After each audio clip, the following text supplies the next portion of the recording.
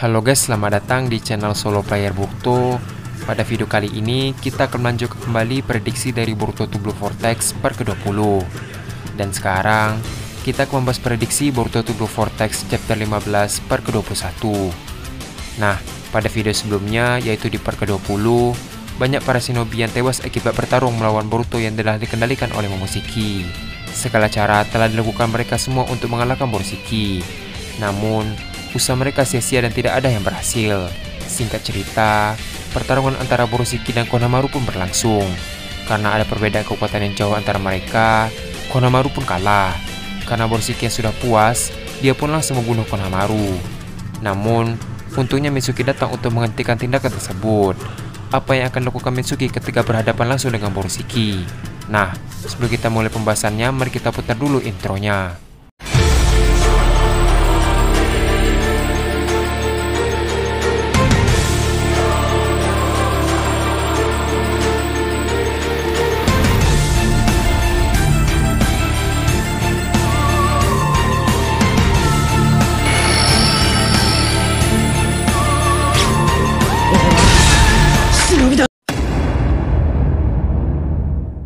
Video prediksi ini berjudul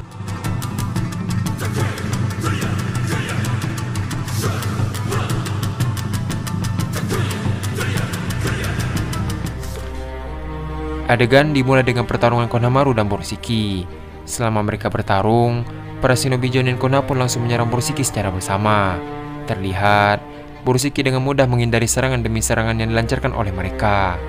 Sambil menghindar, Momoshiki mengeluarkan beberapa peluru rasengan ke arah para shinobi tersebut. Terlihat, satu persatu dari shinobi dari desa Konoha pun tewas akibat serangan Momoshiki yang mengenai titik fatal mereka.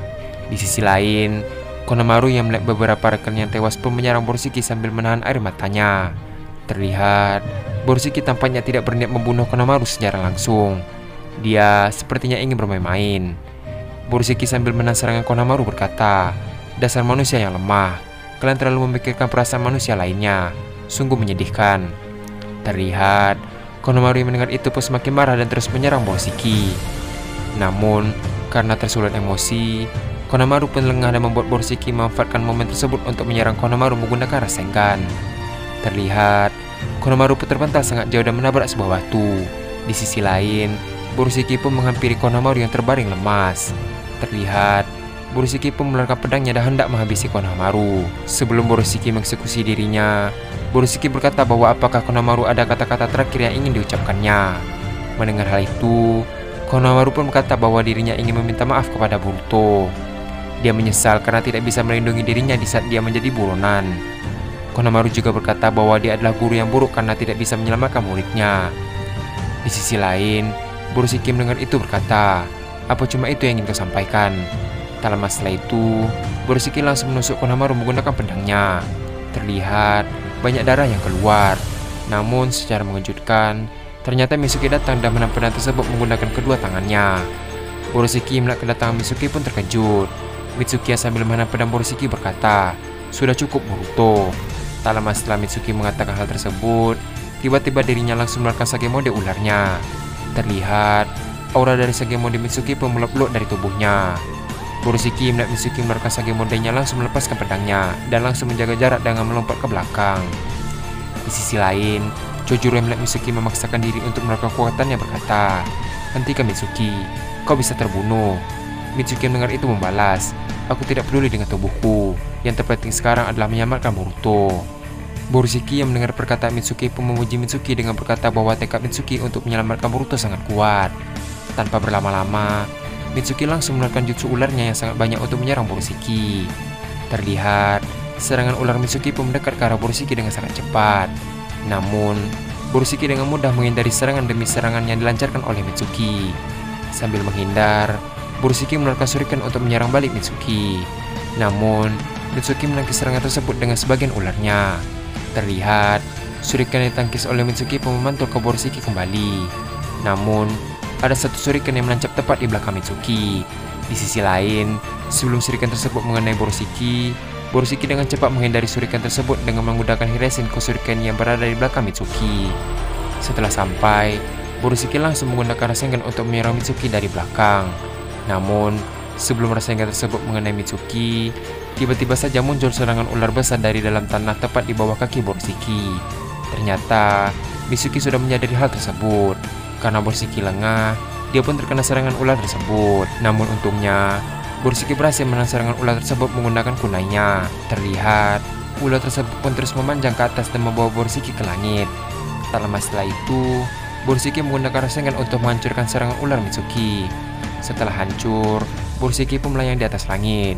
Borisiki yang melayang di atas langit pun memuji Mitsuki bahwa tindakan dan kemampuan bertarung Mitsuki sangat baik. Setelah mengatakan hal tersebut, Borisiki pun terbang ke bawah dengan cepat ke arah Mitsuki. Saking cepatnya kecepatan terbang dari Borisiki, Mitsuki sampai tidak bisa melihatnya. Di sisi lain, Borisiki yang semakin dekat pun langsung melayangkan pukulannya. Namun, Mitsuki yang menyadari itu dengan cepat menangkis pukulan tersebut dengan kedua tangannya. Karena kerasnya pukulan yang dilayangkan oleh Borisiki, sampai-sampai tulang lengan Mitsuki mengalami keretakan. Terlihat, Mitsuki pun menahan rasa sakit dari pukulan tersebut.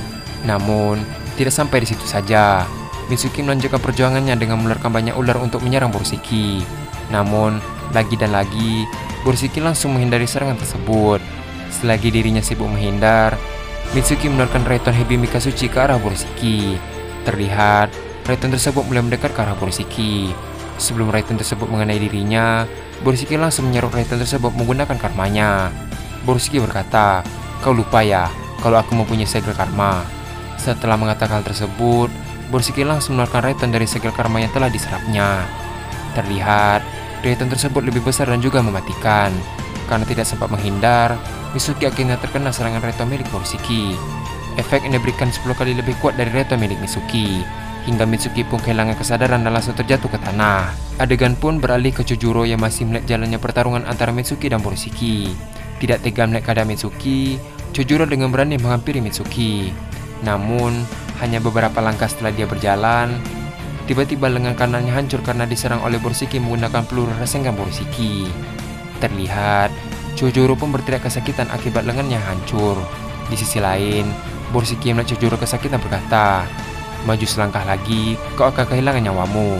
Setelah mengatakan hal tersebut, tiba-tiba Mizuno berlari menghampiri Chojuro.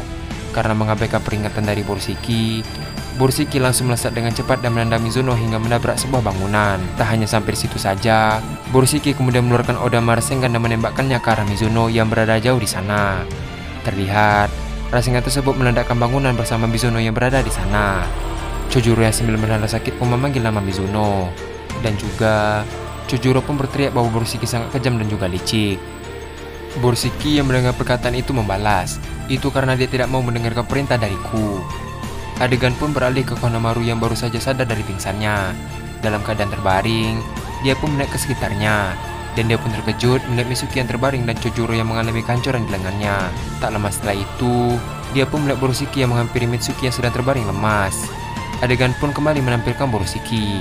Setelah dirinya sampai, Borisiki pun berkata pada jiwa Boruto. Borisiki berkata, "Lihatlah Boruto, temanmu sudah tidak berdaya. Sebentar lagi, kau akan melihat dia akan lenyap di tanganmu sendiri." Di sisi lain, dari sudut pandang Konohamaru, diperlihatkan Borisiki langsung mengeluarkan Rasengan yang cukup besar dan menyerang Mitsuki. Terlihat, Rasengan itu pun mengeluarkan ledakan. Diperlihatkan, tubuh Mitsuki sudah tidak ada lagi.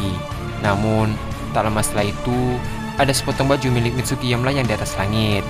Terlihat, Konohamaru yang melihat Mitsuki telah tewas pun mulai mengeluarkan air matanya. Adegan pun kembali menampilkan Borisiki. Setelah dia selesai menanyakan Mitsuki, dia pun menuju ke arah Konohamaru yang terbaring di tanah. Namun, hanya beberapa langkah, Chojuro sudah berada di belakang Borisiki dan berniat untuk menyerangnya menggunakan pedangnya.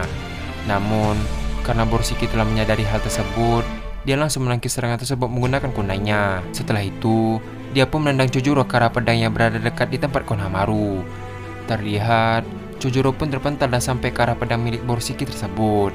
Tiba-tiba, Borisiki langsung menggunakan Hireisen ke pedang tersebut. Dengan cepat, dirinya langsung membelah tubuh Chojuro menggunakan pedang kusunaginya.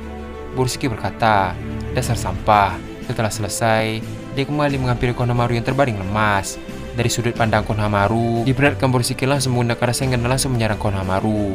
Seketika itu, pandangan Konohamaru pun langsung menghitam. Setelah kejadian tersebut, tiba-tiba diperlihatkan Boruto yang sedang bersama Kashikoji yang berada di Gua Ryochi. Ternyata, Semua kejadian dari semua ini hanyalah cerita timeline berbeda dari Kashinkoji yang diceritakannya kepada Boruto. Kashinkoji berkata, itu adalah salah satu timeline jika kamu mengikuti kejadian tersebut. Di sisi lain, Boruto yang mendengar itu pun berkeringat dingin. Dan adegan pun habis sampai di sini. Ternyata, dari semua yang kita lihat sebelumnya, ini hanyalah kejadian dari timeline lain jika Boruto salah mengambil tindakan. Dan kejadian sekarang, Boruto baru saja keluar dari ruang interogasi dari desa Konoha. Apa langkah selanjutnya yang akan diambil Boruto ke depannya? Untuk mengetahui hal tersebut, kita akan melanjutkannya pada part ke-22. Terima kasih telah menonton video ini sampai habis dan sampai jumpa pada video berikutnya.